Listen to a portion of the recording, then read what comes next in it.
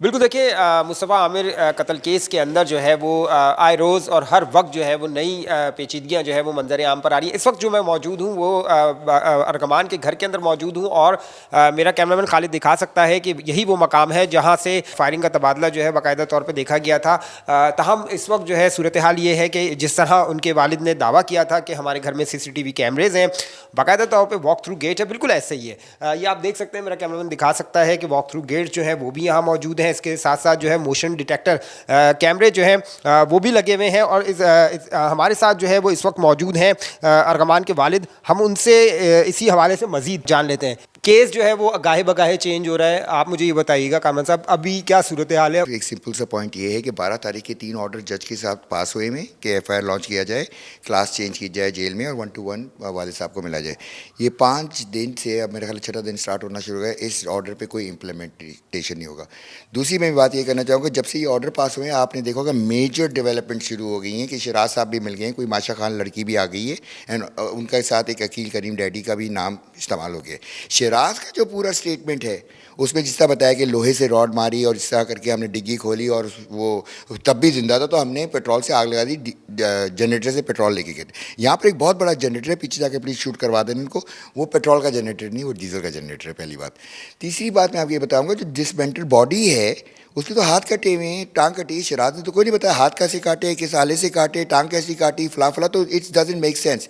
पहले दिन से पता चलता कि लाश जो है नदी भी थी, फिर वो शेर खा गए, फिर वो घर के अंदर दफनानी गई, फिर शराज पिक्चर में आ गए, फिर माशा भी आ गई। माशा का किस्सा जनवरी से चल रहा है, 12 तारीख से, तो अचानक ही जब जज ने ऑर्डर दिया कि FIR काट दो तो एकदम से शराज साहब भी मिल गए, माशा खान भी आ गई और उनका स्टेटमेंट भी आ गया।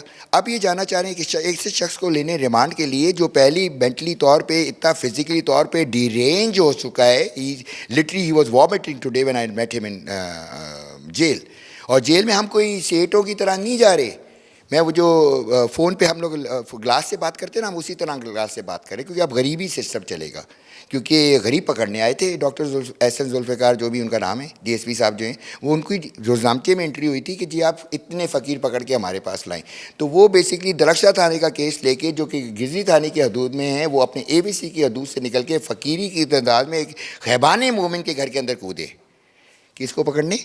फ़कीर को। तो फ़कीर तो उनको मिल गया जो कि उसका बाप है अरबोगान का।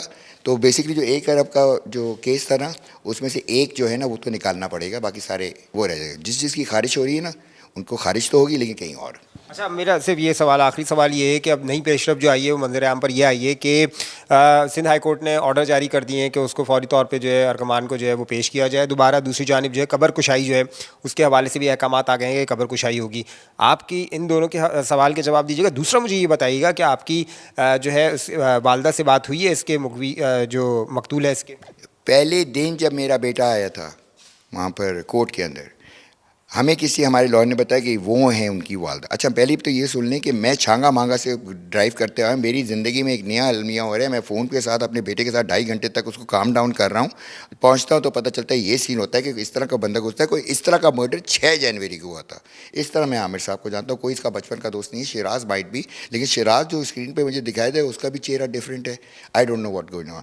जहाँ तक ये हाई कोर्ट की बात है, मैं हाई कोर्ट में भी आज गया था कंटेम्प्ट ऑफ कोर्ट के 2 लेटर्स लेके। मुझे जज से नहीं मिलने गया, मुझे अब दूसरे जजों से मिला, मुझे किसी SHO से नहीं मिला जा रहा। इट्स लाइक एक ऊपर से गैंग आया हुआ है कि जो प्रेशराइज कर रहा है कि ये बंदा हिल ही ना सके। किसी के हाथ में मेरे घर की चाबी है, गेट लॉक हो जाता है ऑटोमेटिक, मैं घर से सीढ़ी लगा के बाहर भाग रहा हूँ। हिम्मत नहीं हारूंगा इंशाल्लाह, हिम्मत नहीं हारनी अभी। हिम्मत तो किसी ने नहीं हारनी, क्योंकि अब मैंने फैसला कर लिया कि टका नहीं मिलना तो ना रिश्वत लेंगे ना रिश्वत देंगे, ये तो सीन चलेगा। लेकिन अगर उस लाश के साथ भी कोई ड्रामा है तो they were all going down. Maybe बी वजिया साहब को भी ब्लैकमेल किया जा रहा हो, जिस तरह मेरे बच्चे को भी किया जा रहा था पहले से फॉर द पास्ट 6 months। तभी उसने गार्ड की फोर्स बढ़ाई थी, from 2 guards he went to 55 guards, because he doesn't want to share his encrypted codes on his software house. वो किसी को ऐसी दे दे, किसी मेरे मुँह से कुफर ना निकले अभी, कैसी ऐसी दे दे कि उसको बिठा के ऐसे करके सारी उसकी इंक्रिप्शन ले जाए। Not happening.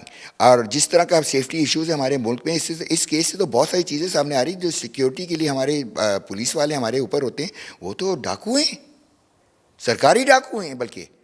और एक पूरा पैकेज बनता है हर बंदे की पर्सनैलिटी के मुताबिक से। तो पैकेज तो अब अंडा हो गया और वो कहीं और चढ़ेगा।